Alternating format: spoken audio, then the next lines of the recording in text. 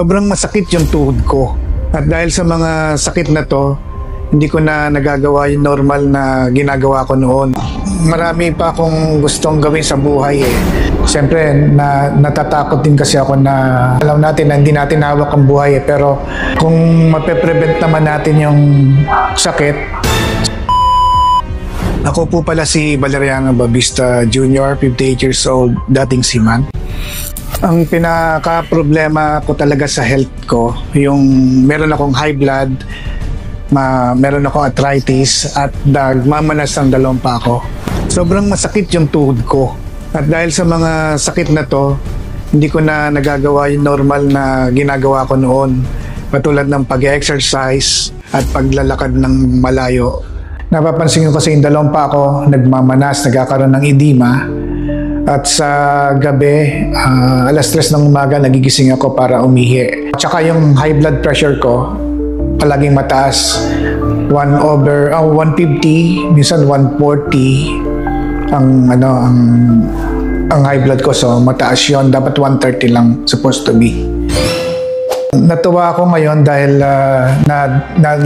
na-discover ko yung Salbeo.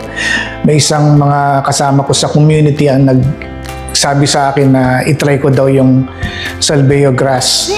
So, natuwa naman ako dahil magandang epekto sa akin. In 3 weeks lang na uminom ako ng Salbeo barley grass, morning and evening ko tinik yun, malaking pagbabago. Trinay ko na mag-take ng Salbeo barley grass. Ayos, bumalik yung energy, bumalik ang nawala ang sakit ng tuhod ko, at sumigla na naman ako. It's so effective po. Bumalik ang sigla ko, bumalik ang energy, nakapag-exercise na ulit ako, at nawala na yung pagmamanas ng dalawang mga paa ko. At yung high blood ko, okay na. Na-normalize na. Sa mga katulad ko po na may high blood, may arthritis, nagmamanas ng mga paa, huwag po kayo mag-atubili na mag-take din ng Salbeo barley grass. Very effective po to.